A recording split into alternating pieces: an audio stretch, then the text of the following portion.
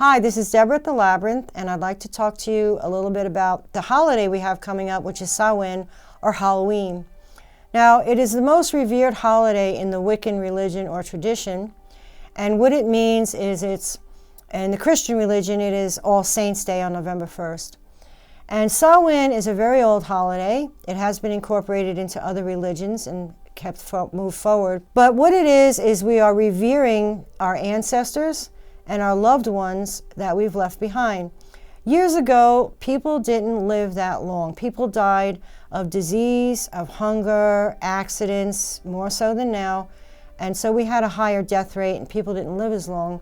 So normally in a tribe or in a family, you would have lost someone that you knew or loved within that year. So when Samhain came around, which is on October 31st, you would honor the dead. And traditionally what is done is called a dumb supper.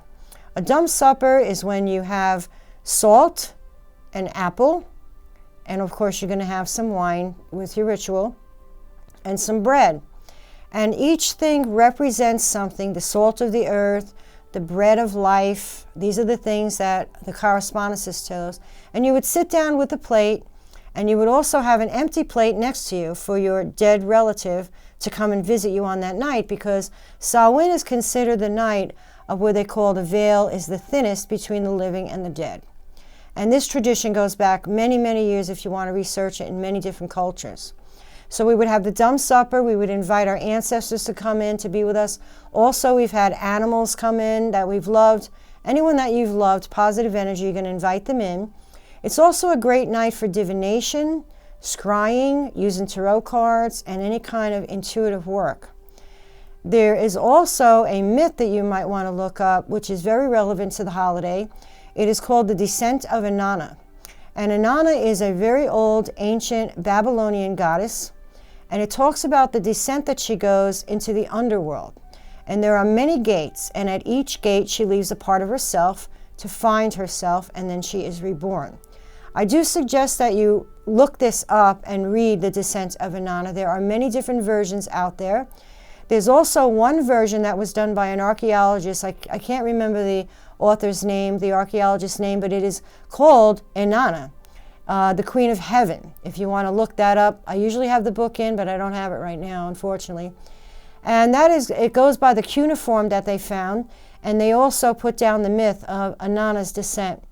I'm also doing a class here, one during the day and one at night for the month of October on the descent of Inanna, and you would actually get a copy of the gates that she goes through and the things that she gives up out of herself to get reborn, to find out about herself. It's a wonderful story. So when you do a ritual on Samhain, you're going to honor your ancestors. You're going to ask them to join you for a meal.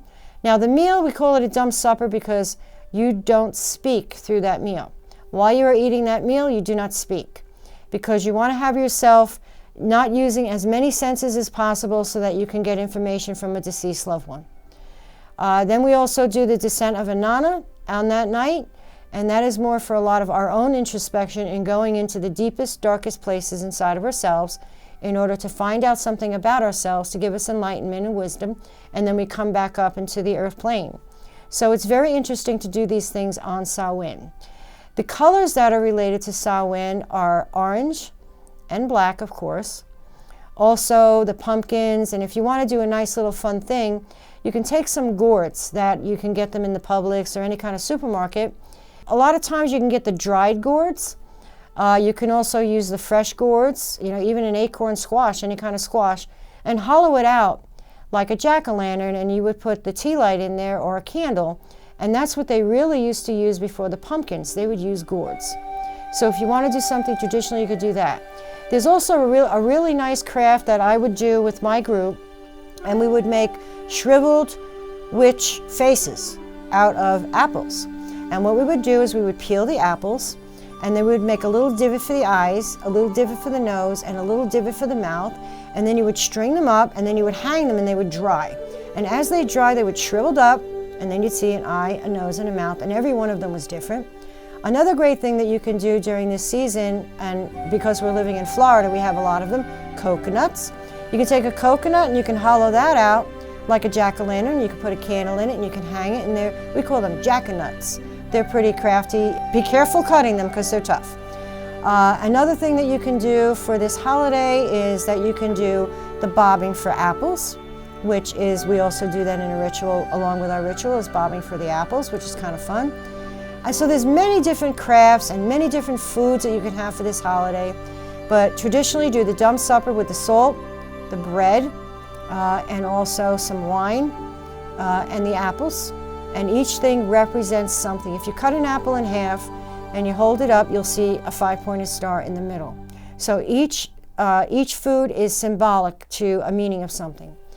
If anyone has any questions about this holiday or would like to discuss the ritual for the holiday, please come on in and we can bounce ideas off each other. There's maybe things that you know that I don't, and we can share it, and this way it can make your ritual the best that it can be.